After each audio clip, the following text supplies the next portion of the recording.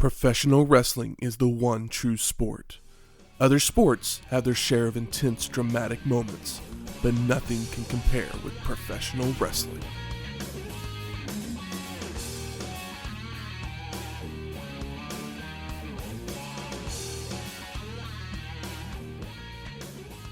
Welcome to Wrestling History X, where three friends come together to talk about the stories behind the matches. And I've got 12 words for you. How hoarse would a horse get if a horse could get hoarse? And I'm just here trying to be a nice guy. And I am Shane CDC. Welcome to episode 318, SummerSlam 1998. Highway to Hell. On the highway to... I stopped it, I cut it off. That's right. We don't need, however many living members of AC/DC. I guess there's two. Is that all there is left? I think Malcolm's dead. Is it C and D? And I think the drummer is passed away. And then, of course... It's like the guy who does the guitar rock thing, or the guitar... Angus Young's still alive, but he's looking rough. Brian Johnson's alive. Obviously, the better singer, Bon Scott's been dead for a very long time. And the drummer, I can't remember his name. I always want to say Charlie Watt, but that's the drummer of the Rolling Stones. I'm pretty sure. I know none of their names. Well, one of my best friends, that's like his favorite band. Started to do his little guitar walk thing. Yeah. I'd be like, oh, it's AC/DC. Yeah. But, he's AC/DC to me. Yeah. Other than that, no clue. Oh yeah, I listened to a lot of AC/DC in my younger years. One of my best friends, that was like his favorite band at one point. So we jammed a lot of AC/DC and smoked weed. This is the 11th annual SummerSlam produced by WWF. It took place on August 30th, 1998 from the Madison Square Garden in New York City, New York, with an attendance of 21,588 people. That's a happy number. I know. You want to hear this buy rate though? Do it. 700,000.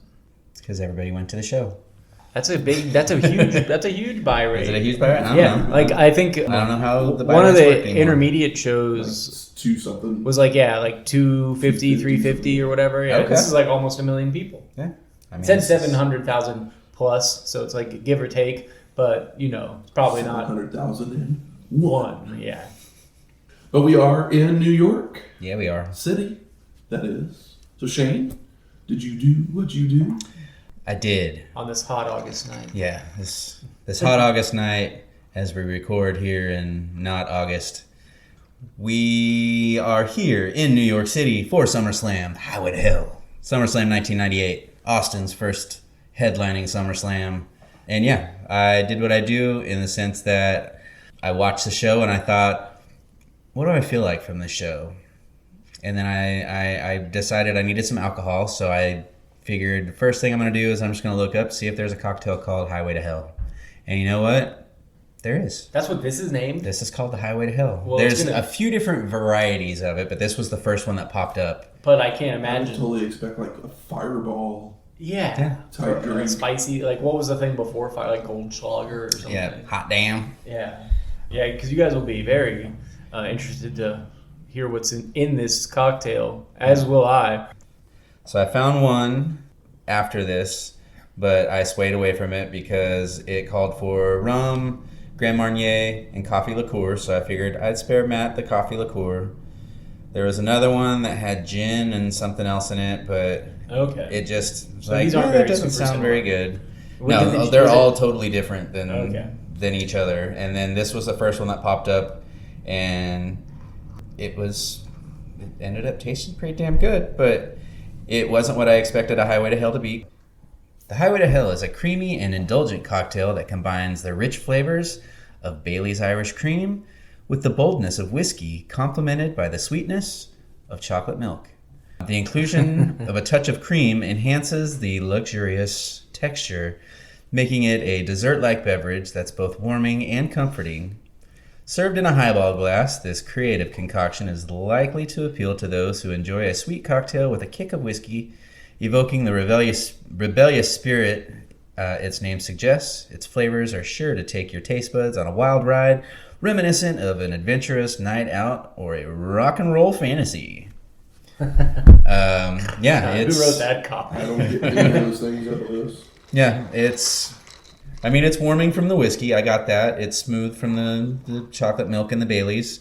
I just never would have thought to put chocolate milk and whiskey together. I mean, I've had Baileys and coffee before. I've had coffee and cream and Baileys. I think the Baileys or the chocolate milk. These are such weird sentences we're saying. This chocolate milk and Baileys overpowers the whiskey because I don't really taste whiskey. This kind of tastes like. But I'm glad it does because I was worried the whiskey was going to curdle the milk. I mean, yeah, that sounds whiskey and milk sounds awful. Mm-hmm. I'm typically anti-milk cocktails, but this one it tastes like a plussed up chocolate milk. Mm-hmm. A little bit of Bailey's flavor. And then it's garnished with a maraschino cherry. They didn't have any stems, so they just quickly dropped below the foam of the shaken concoction. But yeah, it ain't bad. I'd likely drink another one because it was a little better than I was expecting. I just figured Highway to Hell, it's going to be this hellacious drink to get through, and no. I mean, like I said, normally not a liquor and dairy guy. No, definitely not. I'm okay with it. I'm a White Russian guy, so I'm all for creamy cocktails like that, but I've never had one I've had one that had Yoo-hoo in it before, but never chocolate milk. Yeah. Yoo-hoo's not milk. I went to a place in it's like chocolate Dallas. It was called the Double Wide. I think it was it was down in the Deep Ellum area, and yeah, they just had these like white trash cocktails, and one of them, it was a assortment of Yoo-hoo based cocktails, and it was basically a White Russian just made with Yoo-hoo instead of cream. Double Wide is it a venue? It was a bar. Okay. I mean, I guess they could have shows there too. Yeah, they may have. I think they had a spot that had a stage. Yeah. They also had an area where they had this like, it was one of those like robots fighting out in front, not like people robots, but like they had created these little robots that were battling in like a remote control robot fight thing. BattleBots? Perhaps, I don't know. I was drunk. I was like, is it BattleBots? I mean, yeah, good point. Or was it more of a like a real steel situation? Yeah, I'm lucky. I remember the name of the place we were at, but yeah, I remember we went there. We had Yoo-hoo Yeehaws, which is what they were called, and then we went and saw some band at this different place that we had stumbled upon called. The band was called Ishii. Number one? ISHI. It was like... Were they Japanese? No. It was like Lady Gaga meets Scissor Sisters, just like merged together. So Queen? Kinda, yeah. It was good. Yeah. But again, I was drunk, so it may have sucked, but... Yeah, but you had a good time. That's what's important. Yeah. Shout out to Ishii. I bought their CD. But yeah, this is the... I've taken a couple sips in front of the microphone. It doesn't make any noise, obviously. Makes a good shake. Honestly, I think if we took all this and blended it up together, it'd make a really good shake. Oh, yeah. Yeah, it does. Frozen boozy cocktail. Almost mudslidey. Just, yeah, it's good. Against all odds. Well, something that would happen right around the same time as SummerSlam 98. Mm-hmm. Akira Kurosawa would sadly pass away at the age of 88. A few days later. I mean, that's pretty old for a guy that worked that hard and made so many movies. But he is, hands down, the most famous Japanese director. Yeah. Whenever I think Japanese directors, the first is Kurosawa and the second one is maybe Ozu. Mm-hmm. But I'm a huge Kurosawa fan. I love samurai movies, and he kind of wrote the book and made some of the best ones. And he didn't only make samurai movies, but that was what dragged me into Japanese cinema was samurai films. And I guess Yojimbo and Seven Samurai are probably the most famous. Probably, yeah. But Throne of Blood was the first one I saw, which is just an Edo period, like samurai version of Macbeth. Incredible. And one of his last films was all in color called Ran, and it's basically King Lear. So he got nominated for Oscar for Best Director for that one. Yeah, that movie's fucking awesome. So good.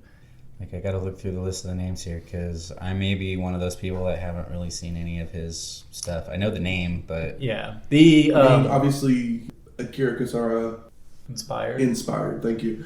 Inspired George Lucas quite a bit. Yeah. Seven Samurai, Hidden Fortress. Yes. Both of those are huge influences on Star Wars. Like, literally, you can watch both those movies and you can see almost everything from New Hope.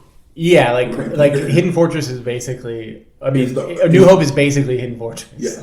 C-3PO and R2-D2 are right there on the screen. You're just like, oh, yeah. That's where it's like, oh, they're not robots. And I don't know if you knew this, but Lucas has actually produced his last two films. Yeah, he produced Ran and Dreams, right? Or is Ran not one of the last two? It was Ran, but I thought it was Keiji Musho. Oh, okay. But it might have been Dreams. I may have that backwards. I think Dreams was produced by Lucas. But, yeah, I mean, there's a well of Kurosawa, and I never watched one that stunk. Yeah. Going through the list, I've never seen any of them. I would suggest anybody starts probably with, as far as the samurai stuff goes, with Yojimbo, because it's really satisfying and it doesn't have as long of a runtime. It's like Seven Samurai and Ran are like epics, so they're pretty long, but I don't think they're boring. But just to, it's a bit of an undertaking to start by getting into a thing that way, and Yojimbo is. And Fistful of Dollars? Mm-hmm. Fistful of Dollars is Yojimbo. Okay. It's legitimately just a spaghetti western version of it, which is kind of funny because it's like, oh, there's a few times where Kurosawa did Shakespeare but samurai, and then spaghetti westerns are all basically just samurai movies, but with especially the spaghetti westerns, but are essentially samurai movies with guns and cowboy hats and horses. I guess either way they have horses. But if you haven't seen a Kurosawa film, you owe it to yourself. Foreign films are Rhapsody in August. Is that one good? I have not seen Rhapsody in August. I don't know why, but the cover of that one just jumped out at me. Let me see. Out of curiosity. Like I said, the guy made a lot of movies. He made 30 films in his career. Oh, yeah. And the crazy thing is that he literally took a huge break for 10, 15 years in the middle, because the samurai story in Japan was kind of played out. He did the Japanese half of Tora Tora Tora in the 70s. Yeah. And then came back through in the early 80s with, like I said, Kiyomusha and Ran. The other thing that's synonymous with him is probably the most famous Japanese actor, because he was like the lead in almost every Kurosawa movie, or not almost every, but in a ton of them. Toshiro Mifune, who's just incredibly charismatic and awesome. Mm-hmm. But I mean, I would suggest if you're just getting into Kurosawa, I would probably watch Seven Samurai. It's a great place to start. It's a great place to start because it'll be a recognizable story to you. And I mean, and also, if you've seen The Magnificent Seven. Well, so I was getting ready to say, I was going through his writer stuff, and was like, I've seen Magnificent Seven. Yeah. It says inspired by. Yeah, Magnificent Seven is Seven Samurai, except for a Western. And then Last Man Standing, Bruce Willis movie. I guess he wrote the story for that too. Well, that's also Last Man Standing is the same as Fistful of Dollars, which is the same as Yojimbo. Okay. So Well, then I've seen stuff that he's inspired or it's been based off. Well, if you haven't watched some Kurosawa, go out there, watch some. Do it. There's tons of it out there to catch. Yeah, don't fear the subtitle. I highly suggest using the Canopy app, where it's free to watch plenty of classic movies. A bunch are on HBO Max as well, because they're Criterion. Nice. If you watch your TV with subtitles every day or closed caption, you just immediately get used to it. And now I can't watch without my words at the bottom of the screen. Yeah, and you're not watching a movie if you've got your phone in your face anyway. Mm-mm. You're listening to a movie. That's not what a movie is. Well, let's talk some SummerSlam 98. Dude. WWF Attitude Package plays, followed by epic music over highlights of our competitors. Various quotes as narrations, such as, After all these lies, finally, we get the truth. There is no more conspiracy. It is fact. Undertaker and Kane combined to make the most awesome, the most destructive force in the history of the WWF. Austin chimes in with, I knew all along that you two were together. I'm going to burn your ass, and that's the bottom line, because Stone Cold said so. We get more various quotes, such as, how in the hell does one man, even Steve Austin, turn back the challenge of these two monsters? And the dead man tells us, you'll come face to face with your destiny before Vince thinks. With Kane at your side, you will be the WWF champion once again at SummerSlam. Pyro explodes over the Gates of Hell entrance as Jim Ross welcomes everyone to the show, joined by Jerry the King Lawler. NSG looks great. It's packed. We didn't move any seats. It feels old school. Nope, the flames of hell are bold and bright. They talk about all the titles on the line tonight, but none is bigger than Stone Cold versus Taker. Will Austin have to fight off the Big Red Machine? With the King predicting it a great night, with him ready to see Mr. McMahon smile when Undertaker dethrones Stone Cold. And JR mentions that Austin destroyed a hearse with a sledgehammer on Sunday Night Heat. As we go to our first match, Val Venis versus D'Lo Brown for the WWF European Championship. And Val takes the mic to say, hello, ladies. When Lawler asks if New York actually has any ladies, thinking that they're all women of the night. Hook us.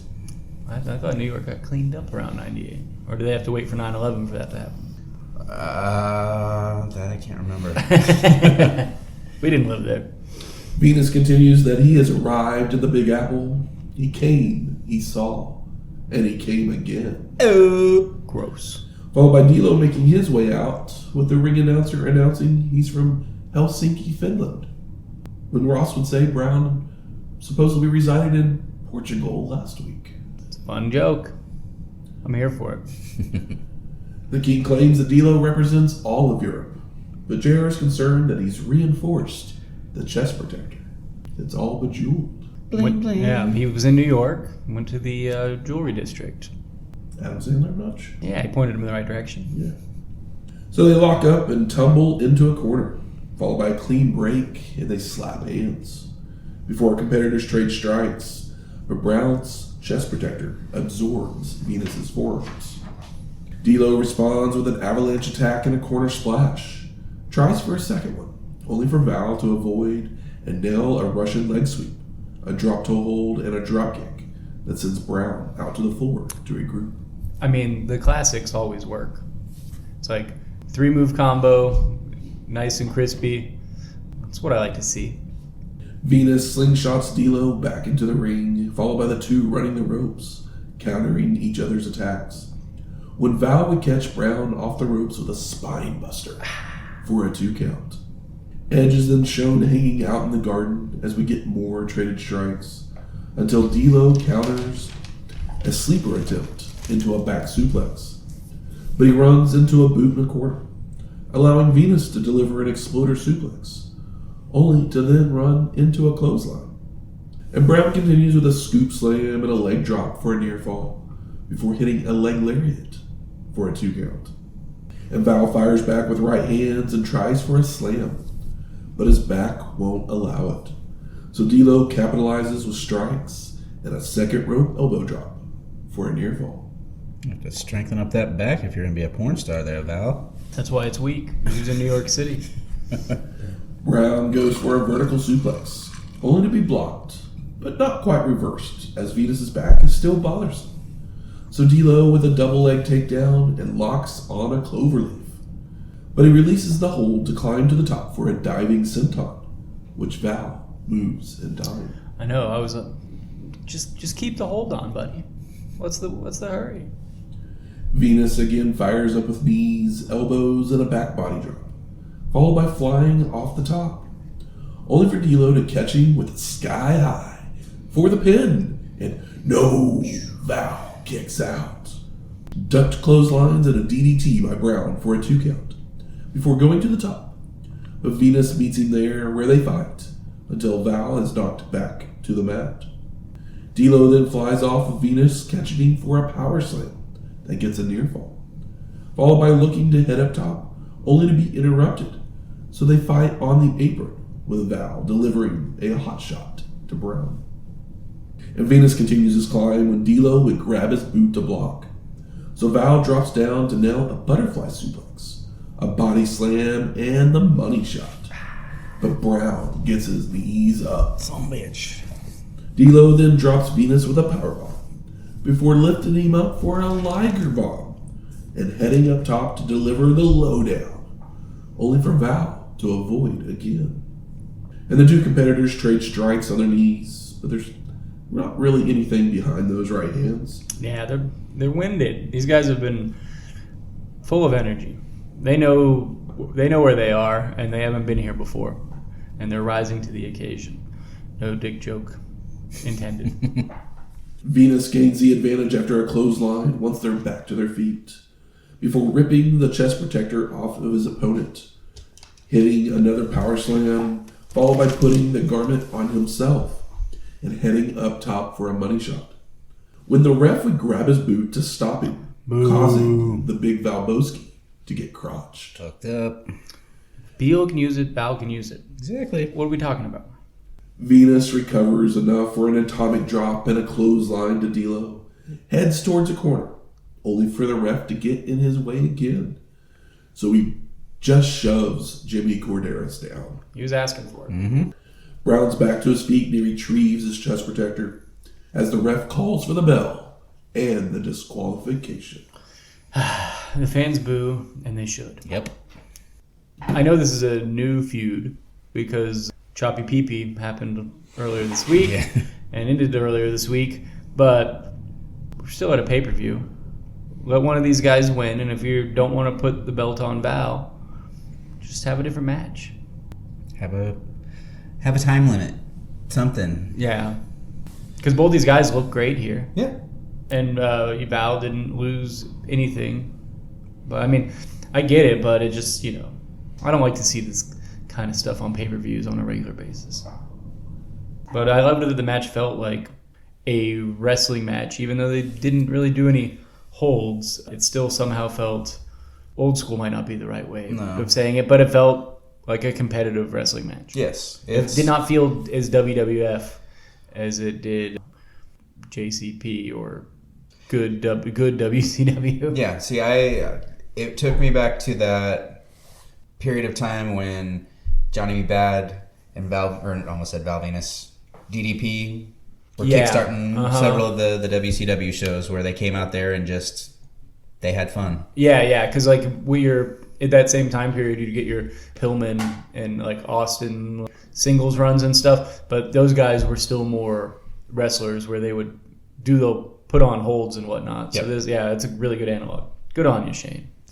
Post-match, Teioh celebrates with his belt as he walks to the back, as Val continues to argue with Corderas before slamming him down and delivering the money shot. Get him. He said he fucking... Who does he think he is? Exactly. You're not Charles Robinson. You're not... Can't think of anybody else right now. But yeah, it's like you guys. Earl Hebner. There we go. You guys check for foreign objects before the match, and this guy's just wearing a chest protector. Mm-hmm. As soon as the bell rings, it's fair game. Roman Reigns. And he wore it. He didn't like swat him with it or like hit him with it. We go to the back with Michael Cole, and he's talking about a hearse that Stone Cold destroyed on Sunday Night Heat, while Mankind surveys the damage. It's my rental. And Cole doesn't know if the Undertaker or Kane were inside. When Foley chimes in, "What will JoJo Miller say about this? This was my special SummerSlam ride. I was going to stuff the Big Red Machine inside. While this might be good news for the Briscoe Brothers body shop, it's not for Mankind." I love your it's like horse throat Mankind impression. It's very fun. That's like what Mankind would sound like if he was around for the era of rock and wrestling cartoon. Love it. Foley then threatens to use the sledgehammer on someone as we head back to the ring for our Second match, the Oddities of Kurrgan, Golga, and Giant Silva, with Luna and the insane clown posse of Shaggy 2 Dope and Violent J. Damn it, I could have been Shani 2 Dope. I didn't even think of that. I think you've done that one before. Man. Well, Versus Kaientai of Taka Michinoku, Sho Funaki, Min's Teioh, and Dick Togo, with Yamaguchi-san. And the network cuts off the Oddities' new theme performed by ICP. And I don't know if it's the only song I've ever heard from them, but I do know it's the best one I've ever heard from them. I appreciate them as a oddity in the world of music and entrepreneurs, but I've never heard of a good ICP song. See, I wasn't even going to say I appreciate them. I acknowledge them as an oddity in the music business, but just the ground roots thing, and they've had this following and it's been dedicated. I don't care for it, but like, that's impressive. Mm-hmm. It obviously means something to people, and typically what it means is that they wear an ICP shirt and I don't talk to them, so that's helpful too. Pretty much. If Juggalo is in your description, that's. I mean, I've met nice. That's all I need to know. I've met plenty of nice Juggalos.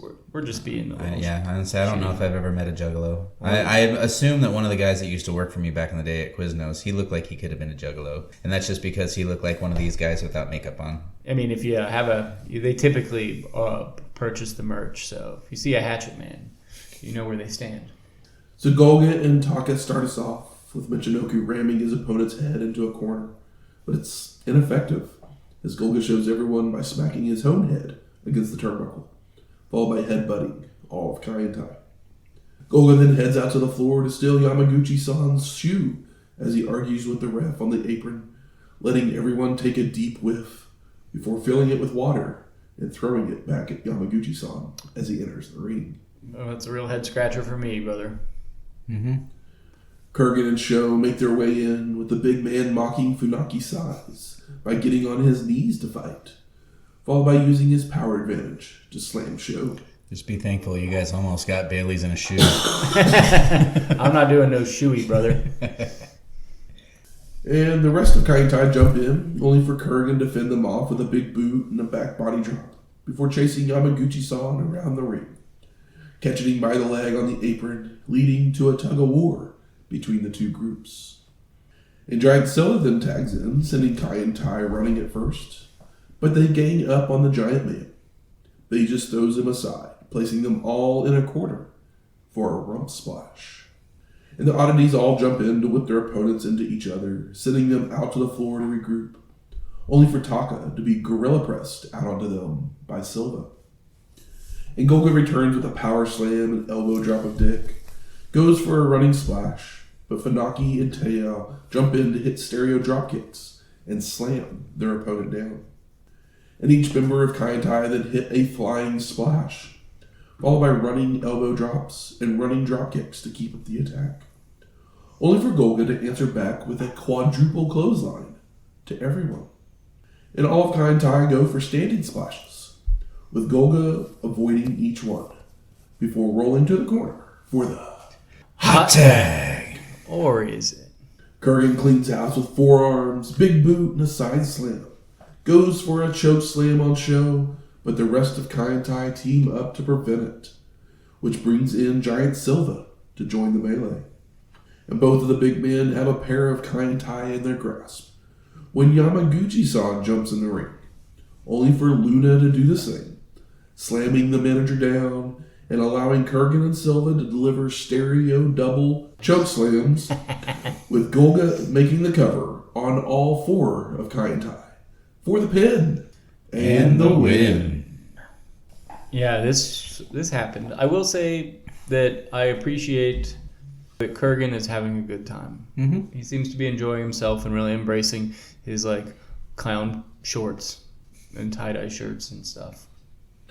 JR shows us a bus sitting outside the arena, saying they've been traveling all around the city to help promote the show. As if they needed to. I mean, back then, maybe. I mean, yeah, maybe. But I mean, I think that this thing, they're hanging from the rafters. Well, probably because the buses did their job. Yeah. That's right. Driving all over town. So we go to our third match. Double J, Jeff Jarrett, with Southern Justice of Dennis Knight and Mark Cantebury versus X-Pac with Howard Finkel. Oh my God. In a hair versus hair match. Oh shit, we got the Fink. So the story behind this match was that Jarrett had fired Tennessee Lee for his ineptitude, which led to a change in attitude. So now Double J smashes guitars over heads and cuts people's hair. And Jarrett would interfere in a tag match between Southern Justice and DX, giving the Kid a low blow. They would then come out again during a DX Nation fight, clipping part of X-Pac's hair, only for the Kid to get some revenge by doing the same to Double J during one of his matches. Just going snip for snip. Yeah. Snip for snap. So Jarrett's guitar has the saying, "Don't piss me off," on it as he walks to the ring, while Ross sends it to footage from Sunday Night Heat, where Double J and company attacked Finkel, shaving his hair and mustache. Some bitches. I mean, this is just... That's a national treasure right there. Well, yeah, but this is Vince running a rib on his pal. Well, of course. He's the longest running employee in the company. Also, no matter what... JR hasn't reached that level of embarrassment on TV yet. But it's just funny to shave a bald man's head. Because Fink's been rocking a horseshoe. Well, Fink at one time was also a member of the Hair Club for Men. Was he? Yes. He was given a toupee like a couple SummerSlams ago by someone. I don't remember who. Yeah. But we're always happy to see him either way. Yeah. That's right. So Sergeant Slaughter comes down and ejects Southern Justice from ringside, forcing them to the back, while the Feet comes out wearing a DX shirt and does crotch chops that are almost as bad as Mike Tyson's. They are awkward. It almost, like, they're so bad that it looks like he planned to make them look stupid. I'm going to say that was probably his answer of why he did it that way, but I think he's just one of those bad people doing it. Yeah, just a little awkward. I know, but... So are the rest of DX. He's old and white. Sean Waltman might be Puerto Rican. Portuguese? Something. Howard even tells Jarrett to suck it. He's going full DX here. That's right. Yeah, I like that X-Pac says biatch instead of bitch. Very 1998. So the two exchange strikes to begin when the Kid nails a spinning heel kick and a clothesline to send Double J to the floor before hitting a springboard crossbody onto his opponent. And they fight on the apron with Jarrett attempting a sunset flip, only for X-Pac to avoid.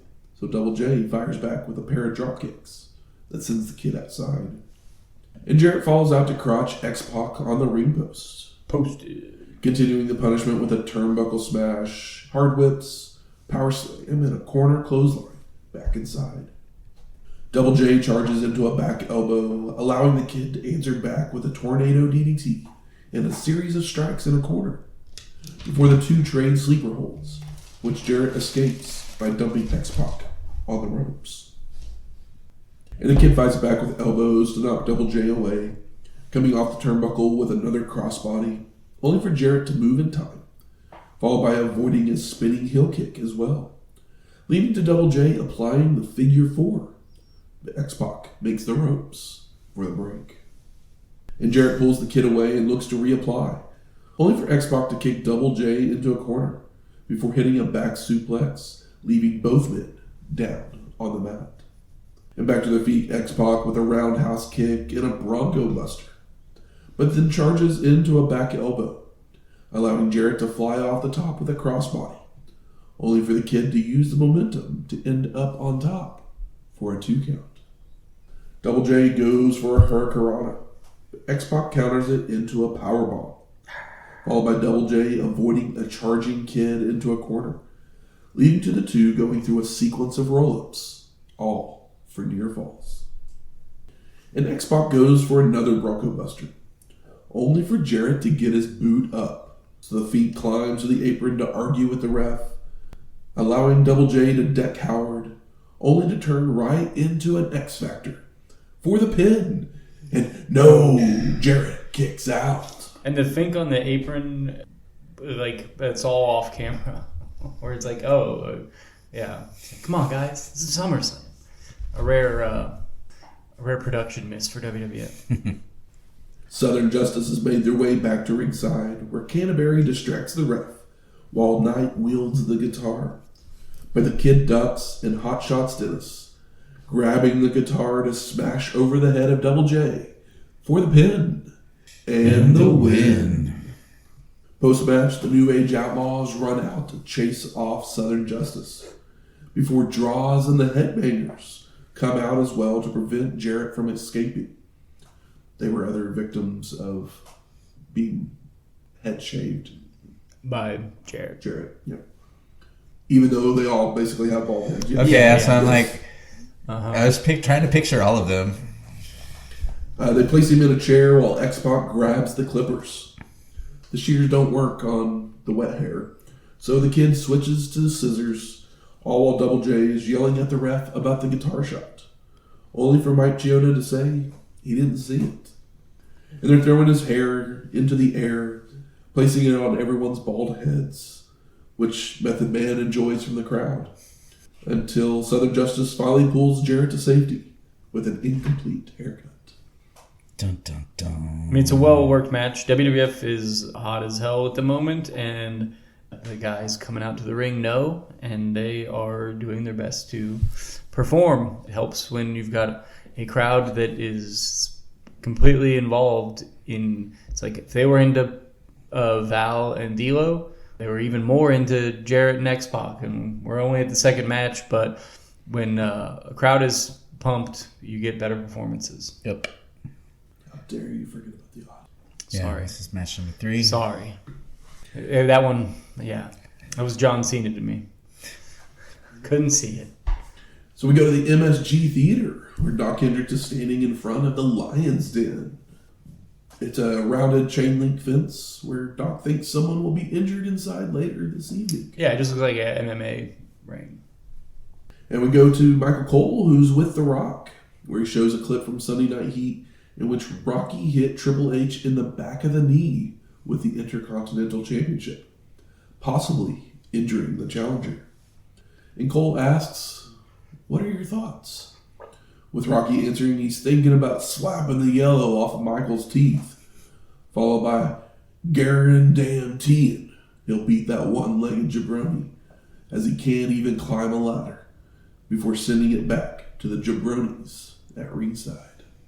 And don't forget the typical people's stuff. Jabroni. I want to know who came up with that word. It's a Carney term that predates it. It's just Carney for jobber. Okay. And then The Rock, added it to his, lexicon of rockisms. But it predates him. He's just the one that popularized it or said it on TV that much. But I think we've heard Bobby Heenan say it plenty of times over the years, but he uses it in a natural way as opposed to selling it as a slogan. And we know The Rock loves to sell slogans. Unfortunately, he's kind of incapable of doing it now. But at one point he had a personality. And this is that point.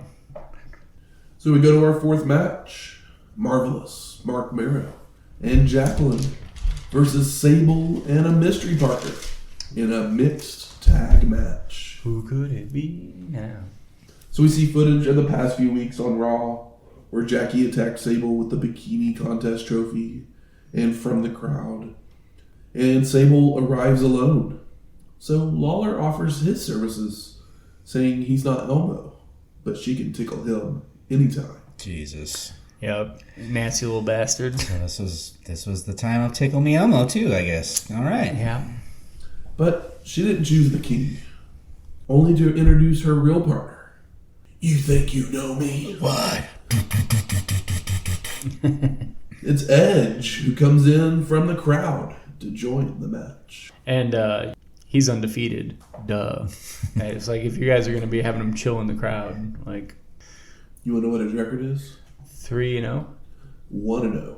Ooh. And he actually injured the guy that he wrestled. Ooh. That's Gangrel? a bummer. Jose Estrada. Aw, poor Jose. But I bet at this point in time, And that was Jose, the last time we saw Jose. I think so. yeah, I mean Jose at this point probably couldn't touch his toes. Those most of those Barriqua guys looked about as fit as a demo guy. Yeah. So yeah, this is actually like supposed to be Edge's like re-debut, basically. All right. Yeah. So Sable wants Jacqueline, but instead the two men start trading strikes when Edge would hit a head scissors takedown and a pair of arm drags, sending Mero to tag out. And Sable screams for a tag, so she gets it, only for Jackie to retreat to tag Mark back in. So the men continue to exchange strikes when Mero's dropped by a flapjack, followed by Edge running the ropes, only to be tripped up by Jacqueline from the floor, allowing Mark to attack from behind. Mero with a knee lift chokes on the rope, where Jackie gets involved as well, before Mark goes for a TKO. But Edge counters it into a DDT and makes a tag. And Sable takes Jackie down to slap her, throws her into a corner for kicks and a hair toss, followed by a forearm that knocks Mero off the apron. Yeah, right. Sable then gives chase to Jacqueline in and out of the ring, with Mark blocking her path, so she kicks him right in the Marvelous Ones. Oh. And Sable looks to attempt a powerbomb, but Jackie attacks from behind to prevent it, choking her on the ropes. In the future, if Marc Mero gets hit in the nuts, you can call it his speed bag. So Jacqueline attempts a whip, only for Sable to reverse and pick Jackie up to deliver a TKO. But Mero breaks up the pin by pulling Sable to the floor, where she's double teamed, until Sable ducks a clothesline, causing Mark to take the blow. And Edge is tagged back in and flies over the ropes with a plancha, sending Mero into the ring steps, when Jackie jumps on his back, only for Edge to pull her over onto his knee to spank her. Why is that always a thing? Because it's 1998, and she has a cool butt. Bet if they did it in the year of 2025, they still would do it. I think so, but I think that it might be... Now it's more of Nia Jax putting somebody over her knee and spanking them because... Yeah, I think it would be more... Can't touch a woman anymore in wrestling. Maybe more of a comedy thing where they would attempt to make it mean more, but this is just for, like, the spot. It's like, yeah, it's just like... This is just a thing to do because people will laugh. And it is always kind of funny. For an adult being spanked is funny because it's degrading and silly. Now back in the ring, a flying crossbody to Mark gets a 2 count before a Hangman's neckbreaker gets a near fall, as Jacqueline puts Mero's boot on the ropes.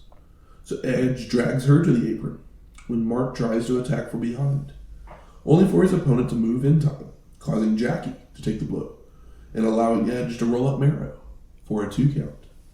And Mark fights back with a Samoan drop and climbs the turnbuckles, but Edge hits the ropes, causing the Marvelous Ones to be crotched again, when Sable tags in to nail a Super Frankensteiner, goes for the cover, only for Jacqueline to come flying in with a splash, which Sable moves in time, causing Mero to be hit. Sable did a Super Frankensteiner. Yeah, pretty crazy. Everybody pops. Everyone's going nuts. Everybody loves Sable. Sable whips Jackie to a corner before Edge whips Mark into her, knocking him down, followed by Jacqueline stumbling out and falling right into Mark's speed bags. Yeah, I mean, this is the kind of match we're having. We're spanking. We're doing timber foreheads to nutsacks. This is where we're at. Edge capitalizes with a downward spiral to Mero before grabbing Sable for a wheelbarrow slam on top for the pin. And the win. This is better than the earlier comedy match. Mm-hmm. I do love that his move, I didn't remember this, it's called the downward spiral. And it's like, oh, yeah, he looks like a guy at a Nine Inch Nails concert and he comes out to an industrial-esque sounding song. Why not the downward spiral? Yeah. Although Jim Johnston's not going to sing I Want to Fuck You Like an Animal. We go to the back with Michael Cole and Mankind. And Cole says the Undertaker has said that Kane isn't there tonight. So will Foley fight alone or forfeit? Does anybody believe that Kane's not at SummerSlam? Never. Mankind says he's lost his car, his tag team partner, and his sledgehammer. Maybe he should forfeit. When Michael tells him the fans want their money's worth.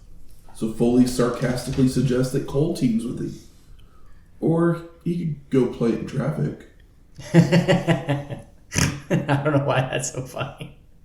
And Mr. McMahon arrives and calms down Mankind before manipulating him by reminding him of his history with the building. It's cute to give Mankind a pep talk. That if he defended the titles by himself, he would be in the MSG Hall of Fame. By next week. Vince even provides Foley with some weapons, followed by Mankind having 13 words for the Outlaws. How much wood would a woodchuck chuck if a woodchuck could chuck wood? I mean, cute, funny segment. We're getting to the goofier as opposed to sinister or disturbed Mankind. He's disturbed, but he's leaning more charming and comedic. We're as we edge up to the footwear. I guess it's not footwear. The sock era. Oh, okay. I'm like, footwear. Yeah. I was trying not to say the word sock, but I don't know what else you call it. Stocking, no. No, yeah. Michael then sends it to a video package about our Lions Den match, where we see highlights of Ken Shamrock and Owen Hart. And narration tells us that the highway to hell has been paved with controversy. Dan Severn has become Owen's personal trainer, while the two competitors tried to injure each other. And we see footage of Hart and the Beast choking out Ken on multiple occasions, which led to Shamrock to invite Owen to fight in his Lion's Den. Ken is the last guy I would want to piss off on this whole roster, just based on like how he presents himself to the watching audience. Yeah. I mean, he's already slammed his own head into the ring steps, so who knows where he's going to put your head. Yeah. It feels like any moment of anger, his eyes could just magically shoot out like laser beams. Ken then says they better bring 2 body bags for each. And we go to our 5th match. Owen Hart with Dan the Beast Severn versus Ken Shamrock in a Lion's Den match. It's in the MSG theater, which is like next door, or like it's another room or whatever, but it's still packed. Mm-hmm. They did a good job with this little side room. Yeah. It looks good. Even though it's only the 5th match, it still has a big fight feel. Ken Shamrock is very helpful with that.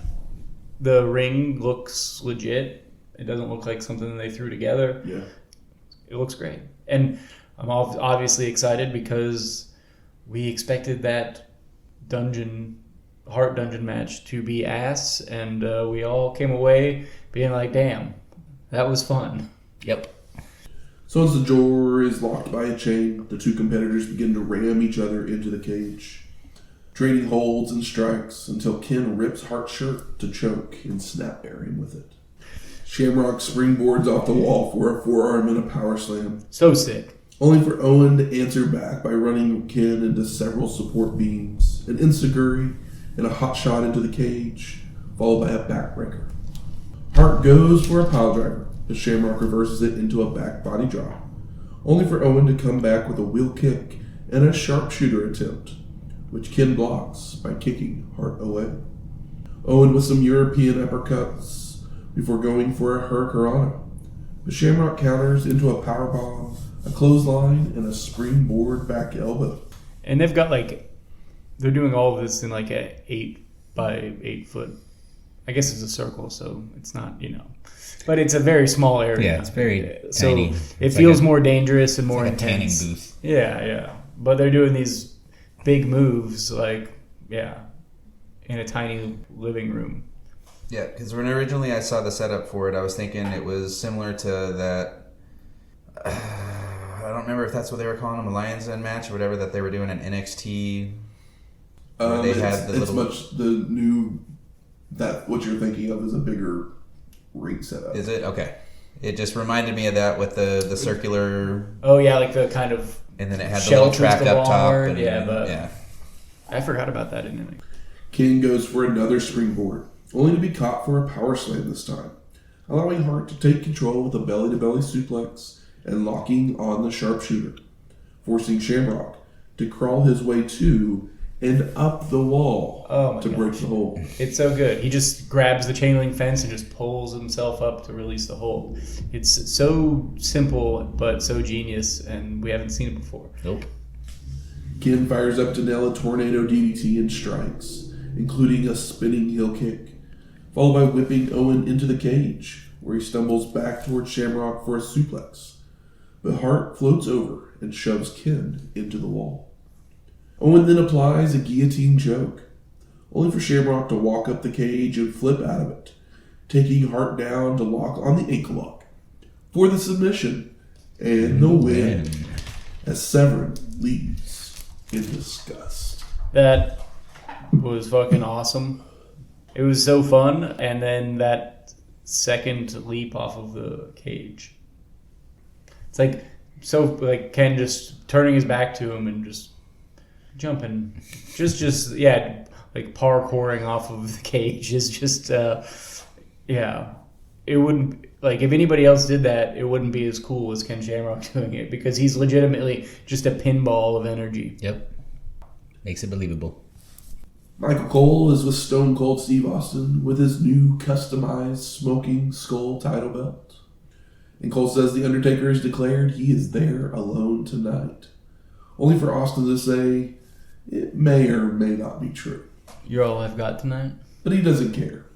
That he does respect the dead man, but he will cheap shot him to death if he has to, because nothing and no one will take the belt from him. I love that, where he's like, you might be alone, but your balls are on notice, sir, because I'm not leaving without this belt.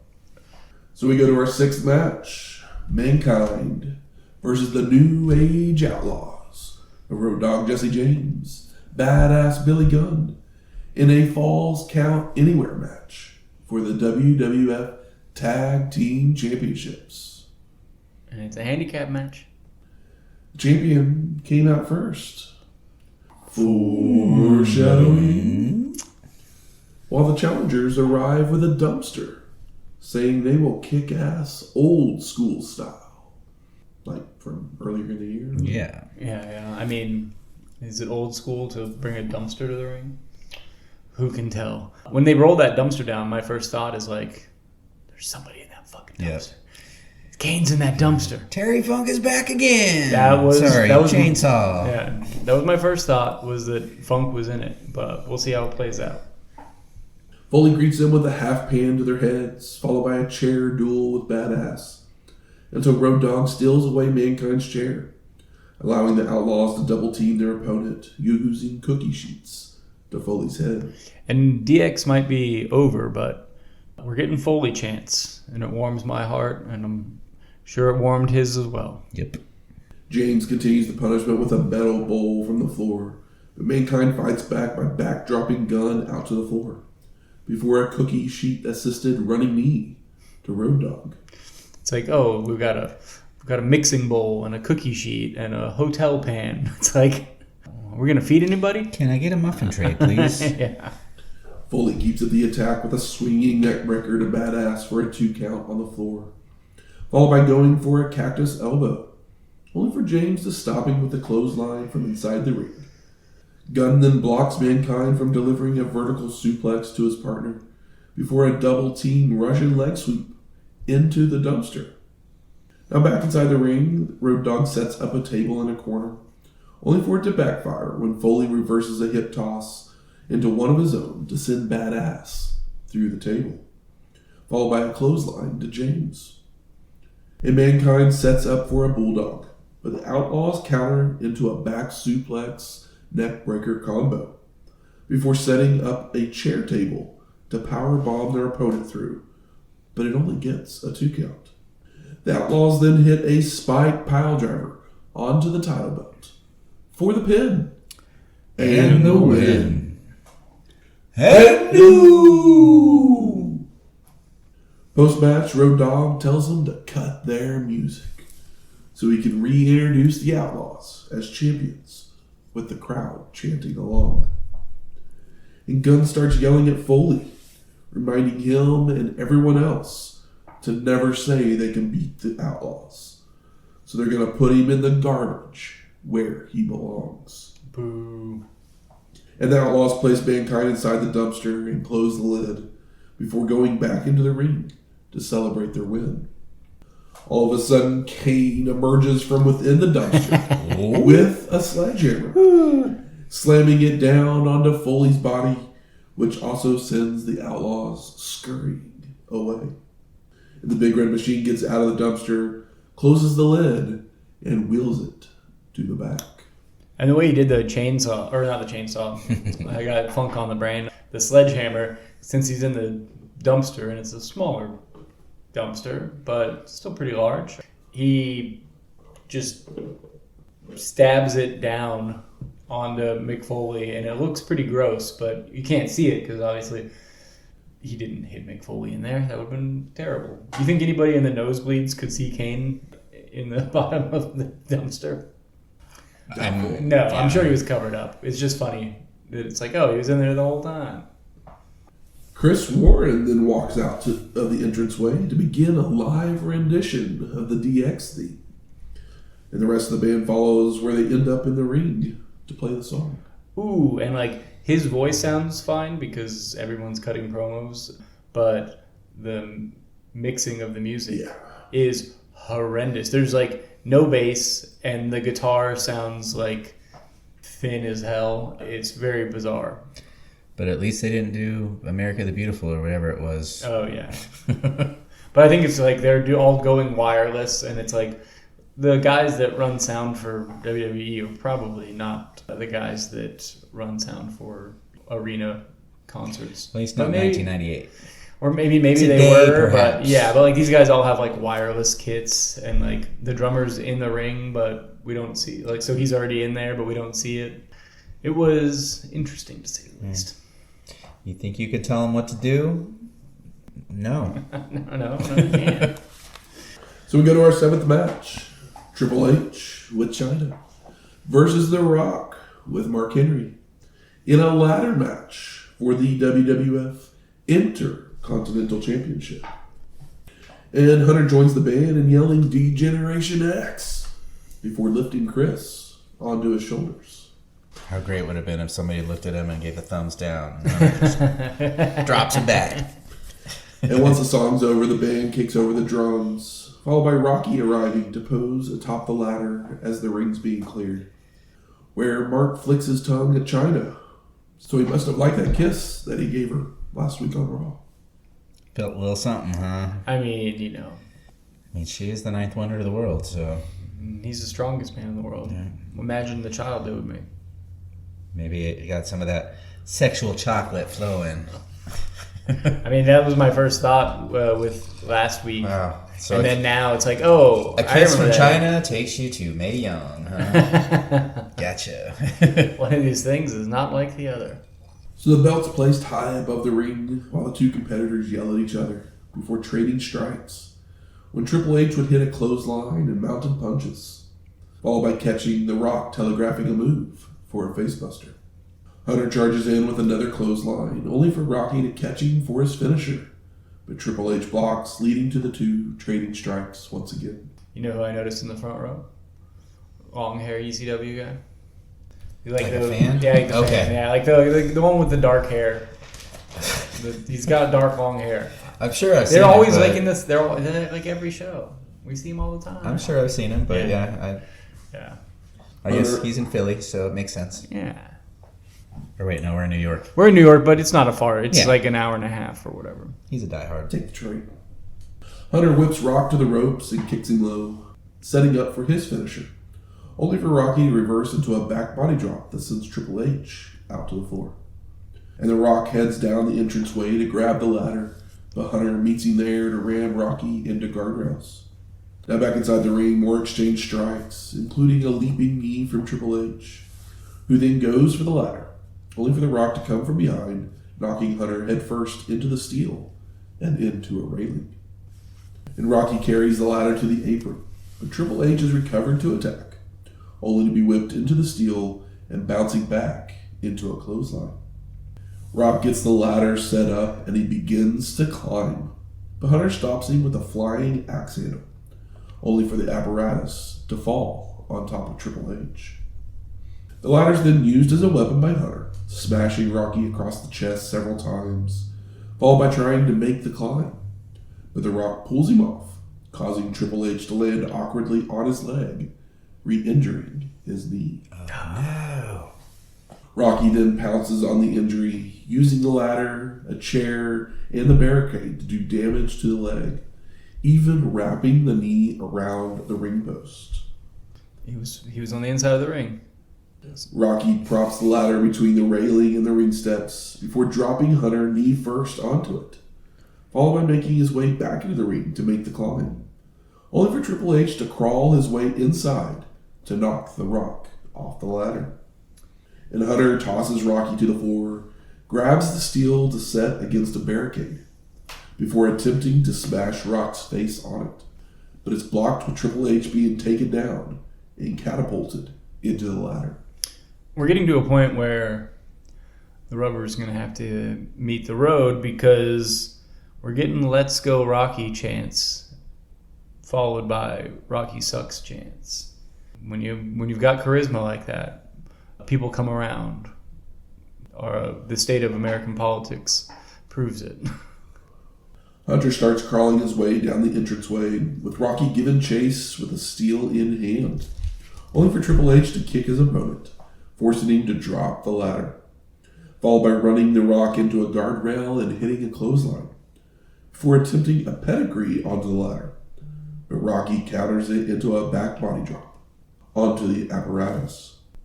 And Rock makes his way back inside the ring, while Chyna checks on Hunter. And Mark Henry provides a second ladder. They beat the other one up pretty good. They got pushed down a couple times, slammed a guy on it, slammed another guy on it. Fresh start. I want to say, even Lawler said, this one might be a little taller. Definitely sturdier. Hunter's crawling his way into the ring, only for Henry to grab him to slow him down. But Chyna lands a forearm to knock Mark down. Triple H then pushes the ladder off, sending The Rock down to the floor, followed by baseball sliding the steel into Rocky's face, which busts him open.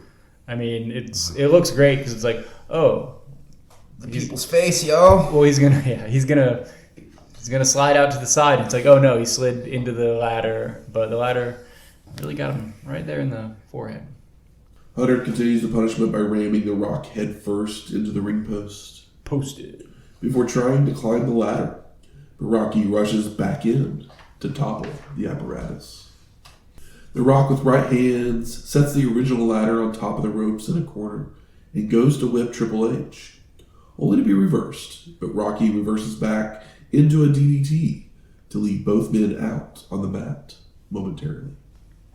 And Rock once again tries to climb when Hunter climbs the other side, beating each other at the top to fight it out, with Rocky tossing Triple H off right into the other ladder, bouncing off and knocking The Rock off into the ropes. And Chyna then hands Hunter a chair, while Rocky picks up the ladder. So Triple H smacks the apparatus into The Rock's face and chest. Chair versus ladder, you think the ladder would be stronger. And both get to their feet with Rocky nailing right hands to stagger his opponent, followed by slamming Hunter onto the ladder and delivering the People's Elbow. Rock sets up the ladder when Triple H kicks low between the rungs and climbs up, only for Rocky to grab his boot to slow him. So Hunter leaps off, but gets caught for a rock bottom. No. Again, leaving both men down. And Rocky's up first to climb, only for Triple H to pull him down by his tights, giving us the people's ass, before hitting a pedigree. And as Hunter struggles back to his feet, Henry throws powder into his eyes. But he continues his trek up the ladder, with The Rock beating him at the top to trade punches. Chyna then jumps in the ring to low blow Rocky, causing him to fall off the ladder. and allowing Triple H to reach up, grab the belt for the win. Phew. And new. I mean, the crowd pops big. Post-match, Hunter poses on the ladder as DX joins him to celebrate, while a bloody Rock lies in the ring. And DX helps their leader to the back as JR sings the praises of both men. We then get some exclusive home video footage where Rocky's limping his way backstage, where you can hear Bruce Pritchard and Pat Patterson yelling for Undertaker, and the doctors following The Rock as they enter Vince's office.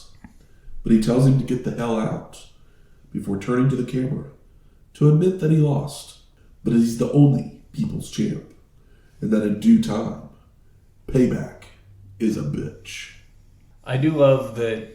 I mean, it honestly looked like Hunter did get shit in his eyes because, you know, they were getting like puffy and swollen or whatever. Yeah. But he did a good job of selling the, like, I don't know where I am. And maybe he didn't, but, like, I mean, he knew where he was. Didn't know where he was in relation to the belt. So, like, him grasping at it didn't come off as corny as plenty of ladder matches. Yeah. Dude, that being said. And he didn't have to do I'm going to step off with one leg, so it makes it look like I can't reach it. Being said, this was good, but it's not Shawn and Razor good. No. This was mostly good because DX is over and The Rock is over. We get a new champion. But we get a new champion. We get Chyna getting her retribution, Yeah. her revenge, whatever, by low blowing The Rock. yeah, And it was well worked, but by no means was like revolutionary. no, but it kept you Kept you in. guessing Yeah. because you didn't know which one they were going to let finally make it up. Yeah. I mean, I was like, well, either way makes sense, but I had a feeling. SummerSlam is the Intercontinental Show. delight. Yes. Ross and the King talk about our main event, where the dead man claimed Kane wouldn't get involved, only for Lawler to not believe it. How could he? I sure don't. So we go to our 8th match, Undertaker versus Stone Cold Steve Austin for the WWF Championship. In a pane of glass with a cartoon skeleton dressed as Stone Cold fills the entrance, shattering for Austin to enter the arena, berating the dead man as he stares in silence. That glass drawing was so funny. It didn't really it felt 1998, but it didn't feel very Stone Cold Steve Austin, the cartoon skeleton. No. It was cool, but it was goofy. I wonder how many of those little replicas they sold. Oh yeah, do you guys remember going to the state fair? Yep. And you could win That's the exactly what I was thinking of. Yeah, I had a Stone Cold Steve Austin one that I won at the state fair. It was a little piece of glass, but I think it was just the traditional skull that still looks mean. Yeah. It's not goofy and 316 or whatever. But this one looks very cartoony. I enjoyed it though. Our competitors would exchange strikes and arm work, followed by Stone Cold taking the fight to the mat with a drop toe hold. And once back to their feet, Taker telegraphs a move. So Austin kicks him, with Undertaker standing straight up, only to clip Stone Cold's head that would knock him down. And this would actually concuss Austin. Oh, I didn't catch that. Damn. I mean, they don't say it. Yeah, but we saw. I mean, obviously those were stiffer shots, but last week we saw a man get concussed twice in 30 seconds. Yeah. And he had stars around his head. Austin may be concussed, but he is playing it off much better than the large, goofy Texan counterpart. Yes, and it's thankfully nowhere near the little, not really even little, the stinger that he got a SummerSlam ago. Yeah. So they redo the spot with Stone Cold going for a suplex, but the dead man reverses into one of his own before dropping an elbow, going for a second one, only for Austin to avoid. Stone Cold then goes for the Thez press, but Taker counters into a hot shot onto the ropes for a 2 count, followed by forearms to the back and turnbuckle smashes. And Austin's kick to the floor, where he trips up Undertaker and wraps his knee around the ring post. And back inside, the dead man ducks a clothesline and comes off the ropes with a leaping clothesline for a near fall. He goes for old school, only for Stone Cold to counter with an arm drag and begins stomping the leg. And Kane arrives to ringside, which catches the attention of Austin, and he looks to climb in, but Taker stops him and tells the Big Red Machine to leave. He wants to do this one-on-one. Yep. So Kane walks to the back. He's a younger brother. He's your Michael Myers or Jason, whereas the Undertaker is Mrs. Voorhees. Yeah, good. Yes. Where he's he's Mrs. Voorhees. He's Good Kane. Go to the back, Kane. Yeah, he's not missing brain cells. That's not his gimmick. His gimmick is that he's dead. Our competitors get into a slugfest when Stone Cold will slip out to the floor to slam Undertaker's leg against the apron before the dead man grabs Austin by the throat as he's climbing back into the ring, chokeslamming him, leaving both men down. I love a chokeslam into the ring. That extra quarter turn makes it look so much better. Yeah, combined with a little stumble of Taker. Mm-hmm. It's beauty. Stone Cold clotheslines Taker out of the ring, following out with a double axe handle off the apron, slamming his opponent's head into the announce table and into some railing. And they brawl their way into the crowd, where Undertaker backdrops Austin onto the concrete, before returning to ringside, where the dead man continues the punishment by ramming Stone Cold's head into the ring post. Posted. Now back inside, Austin fires up and goes for the stunner, only for Taker to escape to the outside. Stone Cold gives chase, going for another double axe handle, but Undertaker catches and rams Austin's spine first against the post. In violent fashion. Posted, by the way.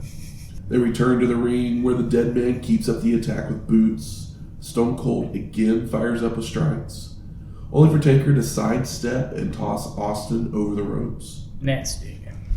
Undertaker runs Stone Cold into the ring steps and clears off the Spanish announce table, Ay Dios mío. placing his opponent on it and climbing the turnbuckles to deliver a guillotine leg drop to Austin, followed by rolling him back in for a 2 count. And that spot, I think my theory is that Taker knew better. So, when he leaps out, instead of, landing flat on him, they slide off. And it's that's just because we all know that Taker is, one of the safest workers out there. And that just kind of, was my first thought when they slid and they showed the replays and stuff. And I was like, oh, he just knew not to hurt the fucking goose, the golden egg that is Stone Cold Steve Austin, and also himself, because he's a large man that wrestles longer than any man that large. So, and that's why he could do it. It's just a little, when you watch enough wrestling. Stone Cold recovers to trade strikes when both men go for clotheslines, leading to a double KO. When Austin would rise first to land a Thez press, an elbow drop, but a reversed whip sends Stone Cold chest first into a corner, stumbling backwards into a neck breaker, which I think was actually supposed to be a stunner. Yeah, but he got don't quite get it all. He got concussed earlier. It's like a half stunner is what I wrote down on my notes. It's kind of like a half stunner. So back to their feet, the dead man ducks a clothesline and delivers a choke slam before trying for a tombstone, only for Austin to slip free. And Taker blocks a stunner attempt and drops Stone Cold onto the ropes. On his skulls. Crutching. His little skulls. Crotching his opponent, yeah. Followed by a Russian leg sweep and old school. Austin. As Undertaker leaps off, Austin nails a low blow. He said he was going to do it. And a stunner for the pin. And the win. Post-match, the dead man grabs the belt from the ref, with the King thinking he's going to bash Stone Cold with it, only for them to stare each other down when Taker hands the title to Austin, nodding at him and leaving to the back. You said what you were going to do, you did it, you earned it, you're a man of your word. JR says Undertaker kept his word, that Kane wouldn't be involved, when the big red machine would join the dead man in the entryway to stare down the champion as Ross says his goodbyes, and we fade to black. You guys see the shirt? There was a guy in the crowd that had a homemade Goldberg Sucks t-shirt. I did not. Got the letters from like a Hobby Lobby or a Michael's and like made it. I got a kick out of it. I think this was the one that I saw the Goldberg's dumb man sign. Boo. So I ask you, gentlemen, what are your overall thoughts of SummerSlam 1998? This is last week and this week is how I remember the shows looking when I was watching. Most of the matches were well received, but Ken and Owen was the one that actually like pulled some energy out of me. Whereas I don't think anything here was bad, but I don't think anything kind of got into fourth gear. But I had a good time. They're producing incredibly watchable television and pay-per-views. I love that we kept Taker safe, and we also one of my favorite WrestleMania matches, maybe my favorite WrestleMania match, is Roddy and Bret Hart, and this is a lesser version of that because doesn't feel as meaningful, but it still feels meaningful. But Taker does the right thing and kind of I don't know if because he still hasn't really been booed quite the same way. But it was a nice nod, especially knowing that he's like the locker room leader. He's the guy that's kind of been there the longest, that everybody actually respects, and that he is like respectful of, he's the protector of like the WWE locker room in a way. We don't know any of this at the time, but I think the show is good. But I don't think it's an incredible SummerSlam. I mean, I had fun with this show. There's a couple things that, we've talked about the oddities and Kaientai. It's corny for what it was, but they still made it work. WWF is learning from mistakes and learning and making new their ones. Weaknesses. Yeah. How to guide around them. With the Sable situation, she's not the strongest, but put her with somebody that's gonna make the crowd talk. Edge was the new hot thing after just slaying a vampire a week before or earlier in the week. Yeah, I think 1990 is still my all-time favorite of the maybe it was 91. One of those two. It's still my all-time favorite of the SummerSlams, but this one I had fun.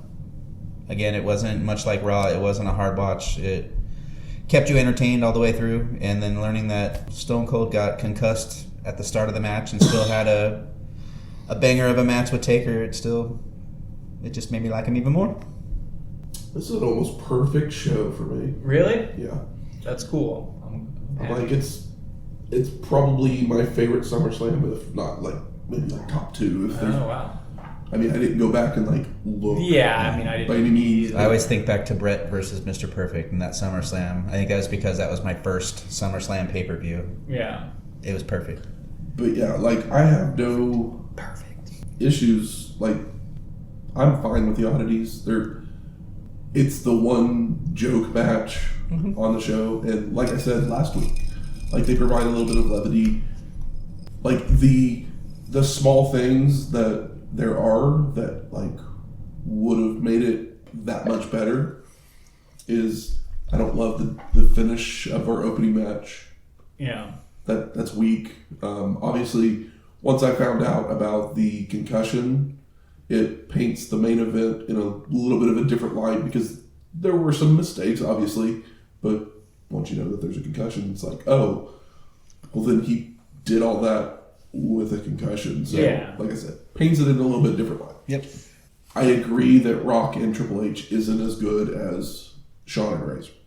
Yeah. Bar none. Yeah. But it is still an incredible ladder match from two guys that don't do high-flying moves. Yeah. That's a good call because with Razor, Shawn Michaels is flying around, bumping all over the place. Yeah, he's more aerial. He's smaller. He's better at taking big bumps. So there's an advantage there where you have two guys that are not the bump kings. And if I remember right, that show didn't really have the hottest lineup anyways because it was main evented by Diesel and Mabel. Yeah. So it was that era. Was it 95 or was that 96? Maybe it was 95. Yeah, it was 95. I think so. So yeah, I mean, it almost always makes me wonder if you went back to that one and you had a good lineup for the rest of the 95 SummerSlam, would Shawn and Razor have stood out as much? You know, they were the slice of gold in a shit pizza. Yeah. I mean, yeah. I think that the finish was great. That was the thing where I was like, I don't know who's actually going to win. Yep. And that was kind of the most exciting thing. But that match didn't really get me out of like second or third gear. And it might be that it's harder to do that with bigger guys in a ladder because there's less to grab onto. Or maybe you've seen ladder matches at that point so you kind of understand where the spots are going to happen. Who's going to push him off the ladder? That guy's going to push him off the ladder. But I don't think it stunk. I don't really think anything on the show stunk. Huh.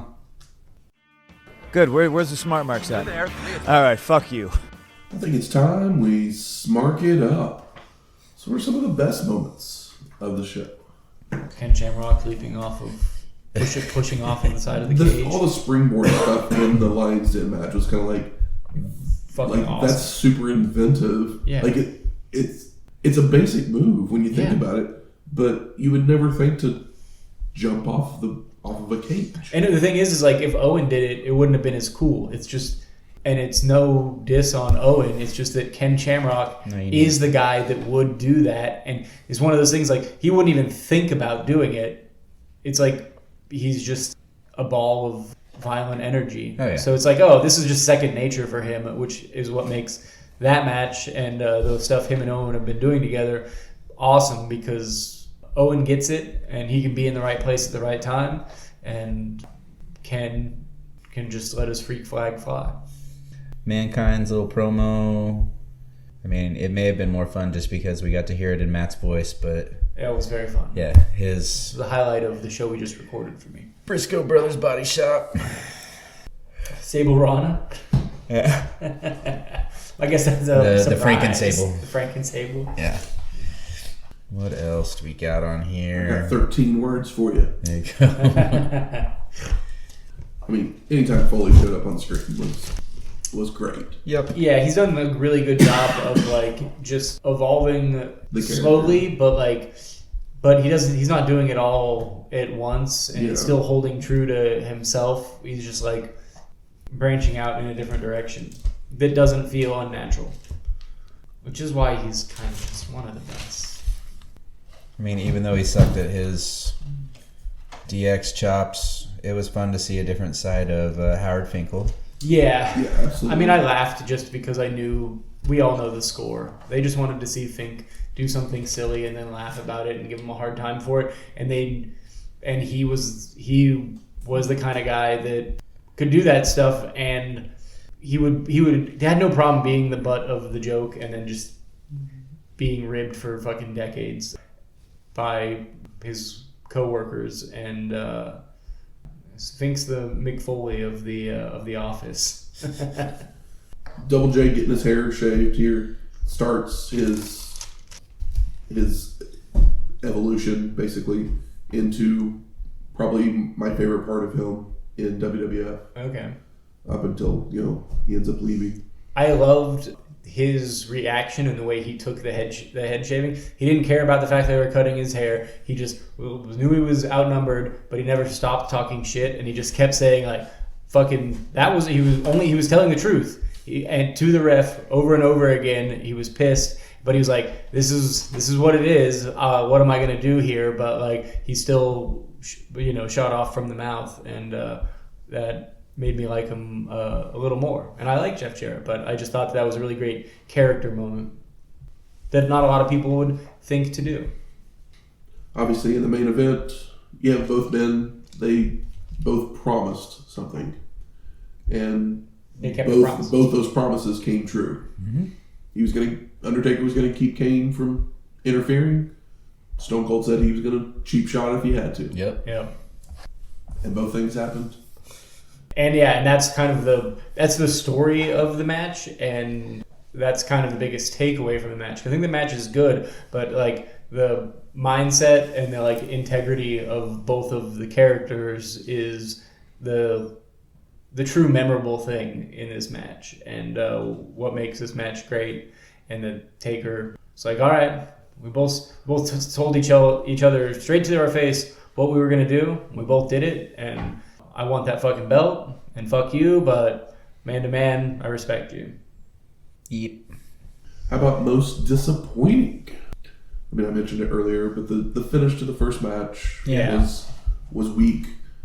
Especially because it was so well worked. I mean, I know that D'Lo at this point basically that was kind of his gimmick, that he just kept escaping with the championship with disqualification, but it didn't even make sense. There was no logical sense. Yeah, I mean that's the issue. Like it still could have been a fuck finish, but not the way that it went. If Val Venis like hit him with the chest protector, that'd be different. But he just put it on. It's like, well, D'Lo worked the whole match with it on. Yeah. So that means this is the same exact thing. It's like, what is it? What do they say? You don't have the doctor's note. No, the what's it called? Goofy people always say possession is 9/10 of the law. It's like, well, like I mean, yeah. If he swung it across the back of his head and it was a loaded chest protector, that's different. But yeah. Disappointed that WWF won't give us the ICP theme song. It's probably on the ICP fan page. I can definitely find it. Yeah. I've listened to it a couple times since we watched the show. Is it good? It's an ICP song. Like I said, it may be the only one I've ever heard, but it's definitely the best one I've ever heard. Yeah. You didn't hate it. Yeah, I don't hate it. I'm not going to go out of my way to listen to it. Yeah. Like I said, I think the show is good, but I think that it starts good and it stays good, but it never really reaches a higher gear. Like I'm like, oh, this is a good show, and at the end of the show, I'm thinking this was a good show, but I never have. There's only one match on the show where I ever actually like felt my like heart rate increase a little bit, and that was thanks to one Mr. Ken Shamrock and Owen Hart. How about best performer of the night? Bart Gunn. That was last week, Shane. I had to give him an honorable mention. I mean, I've just been flowering Ken Shamrock and Owen Hart, so they can share it, but I think that Rock, Triple H, Austin, Taker, even Mick Foley for just getting his ass beat and cutting multiple great promos. There's plenty of people that are eligible for this, I think. I think it's kind of anybody's pick. You could even say D'Lo or Val Venis because you were impressed with their energy and the fact that they were out there to prove themselves, and I wouldn't be mad about it. Just kind of why I'm like, good, but when everybody puts in a good performance. I mean, yeah, everybody put in a good performance, so I'm going to give it to Mr. Finkel because he got to go out there and do something a little different. Fink crotch chops for life. And I can only imagine that as he was trash talking the referee, he was doing it in his announcer voice. Is Fink still alive, right? I think so. Is he not? I don't know. I want to say he passed, but I might be wrong and just thinking of when he was let go from the company. Wouldn't you love to just... I think I would probably go The Rock, because he did bleed. Yeah, but if it wasn't from the... If he bladed, he didn't go deep enough. He took a little pap smear. But yeah, no, you can give it to The Rock. Of course you can give it to The Rock. You can give it to anybody you want, but he's deserving of it. 2020. Oh, I don't smoke weed, but if I could get a steak dinner and drink beers with two wrestling personalities, maybe give me a Finkel and a Mean Gene, because we might not even have to talk about wrestling because they would probably just be charming to hang out with. Like, I just have this feeling Gene would talk about nothing but like perverted shit. Maybe, but who's going to make it more entertaining than him? I don't know about Finkel. What would he talk about? Who knows? He's probably just the sweetest guy. And how about most surprising? I mean, the concussion part was a surprise to me because I didn't know about that at all. I would think my surprise was that I felt like Triple H was going to win because, like, watching that match, that was kind of the most interesting thing to me. So I didn't know who would win, but I was like, are they going to pull the trigger yet? Because DX is over and Triple H is the leader of DX, but, like, Triple H never, at this point, doesn't feel like a guy as much as he feels like part of, like, this movement or this group. And he's the leader of it, but he's not The Rock. He's not Austin. He's not Mick Foley. He's just kind of a big buff guy, and he doesn't even have the most personality out of the people in his faction. So I just wasn't sure if they were going to pull the trigger yet, so that made that match more fun of a watch because it's like I know it'll happen eventually because they're going to move The Rock to title situation because who else do they have to put there? And who's going to get booed harder than The Rock next to Austin right now? The Rock's gaining steam, getting cheered now, but if you wait too long, people are going to love him, not boo him. You waste a heel. So I think they did it at the right time. But that was, I guess, the most interesting thing, and maybe not the biggest surprise. Like for me, surprise. We had lots of Vince on Raw, but we just had a teeny tiny little sprinkle of him here on this show. He knows when to hold him and when to fold him. Yep. I mean, as much as you want to, as many negative things as you can say about that man at this point in time, can't call him an idiot. Oh, no. I mean, 1998 was when he was in his prime, so. I mean, yeah, he's firing on all cylinders. He knows how to use himself. Yeah. I mean, just in comparison to how we see so much of the WCW product just saturated with Eric Bischoff, it's refreshing that Vince, in competition with them, knows when to just go easy on things. Yeah. The big difference is that, like, McMahon is a compelling, hateable guy, and Eric Bischoff is kind of more of the, like, arrogant shit heel that, like, you don't believe and you want to see him get his dick kicked in.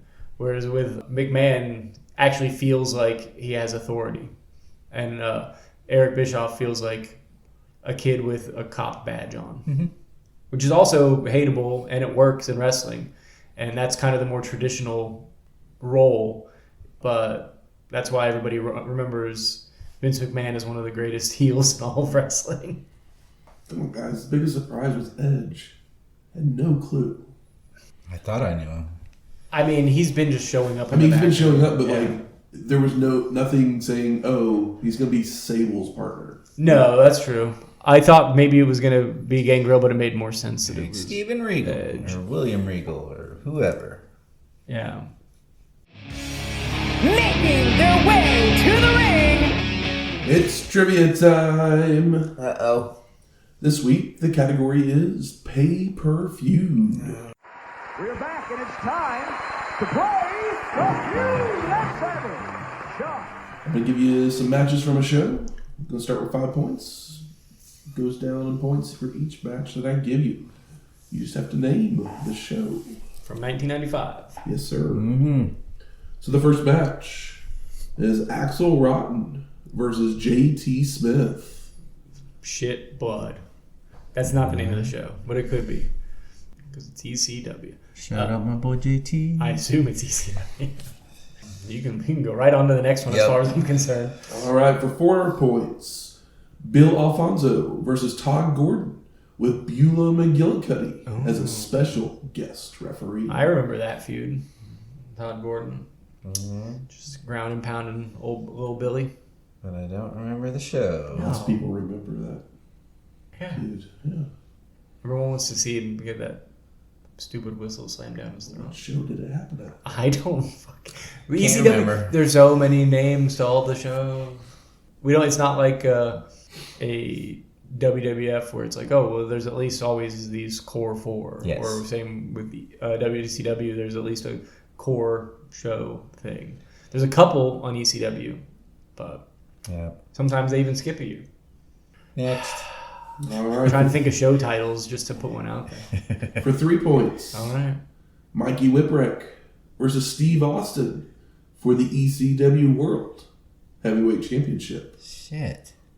I remember the match. I'm just going to say for the hell of it, Living Dangerously, 95. That is incorrect. I had a feeling, but I didn't want to go Heatwave or November just because I was feeling that it might be something off the beaten path. I don't remember if November to Remember was in 95, so I'm not going to say that one Who yet. knows? Next. For 2 points, Sabu versus Hack Myers. Hack. Screw it. We'll just go. What's the last one? And for 1 point, Terry Funk and Tommy Dreamer versus Raven and Cactus Jack in a no DQ match. Is this one of those dream partner matches? Probably. Yeah, sounds like about right. Return of the Funker. Incorrect. I mean, that's what I was thinking too. So it's like, I mean, You literally said the answer. November to Remember 95? Was it 95? Hilarious. Yeah, see, that's I how much I figured you remember. guys get it with the Austin Whipwreck. I mean, I don't remember. I remember the match, names of but those shows, I can't remember what show it was. We don't have a steel trap for a brain like you meant. It's not that great. Next week, Fall Brawl 1998. The brawl to fall them all. Featuring War Games? Absolutely. Ooh. Are we going to watch the Fall Brawl or the War Games at the Fall Brawl? Yeah, I'm trying to think of what. I guess it'll probably be NWO versus some guys. Maybe Or no, it'll be NWO Red versus NWO. It'll be NWO versus NWO, yeah. Or Ravens NWO versus NWO versus the Four Horsemen. WCW. A three-way war games? Yeah. Well, I'm going to put on my Can we have hopeful a smile. new World War III and have that be instead then? No, Shane, I don't think that's better. Well, instead of having 60 men, you have 15 men instead. I think it's 3-man team, so I think it's like 9 people. Okay. That's dumb. We'll see what happens. Maybe we'll love it. Yeah. Have you ever loved a war games match? Yes. Yeah. Yeah, me too. It's been a long time. It was the Dangerous Alliance. Yeah. Great time that was. Yeah, when Paulie was working in the company. Paulie and Stone Cold and Bobby and Arn and Larry. Great. Yep. Music from this week's show is Highway to Hell by AC/DC. And Austin won our main event. So we play Hell Frozen Over version 3 by Jim Johnston. Break that glass. I wish I could make a break glass sound, but Yeah. you can't do that. Throw it. I'm not doing that. I gotta clean it up. We need to get you those cheapo champagne glasses that you can just throw in your fireplace right nice. there. And if you like this episode or any of our other ones, go out there and rate and review us on iTunes, Spotify, YouTube, or wherever you find your podcast at. You do the YouTube thing, make sure you like, subscribe, hit the bell for notifications. That's right. Share it. Tell a friend. All that stuff. Comment for the algorithm. I hear that a lot. I hear people say that. Yeah, absolutely. And if you have any questions, comments, concerns, We're going to Winston-Salem, North Carolina. Give me some ideas, because, I mean, all I really know about Winston and Salem is they're both kinds of cigarettes, and I don't smoke anymore, so... Yeah, my dad used to smoke Winston. My mom used to smoke Salem. Yeah. That's where the witch trials were, right? No. No, you Salem, Massachusetts. that's Massachusetts. I heard Salem. Where's Winston? Salem.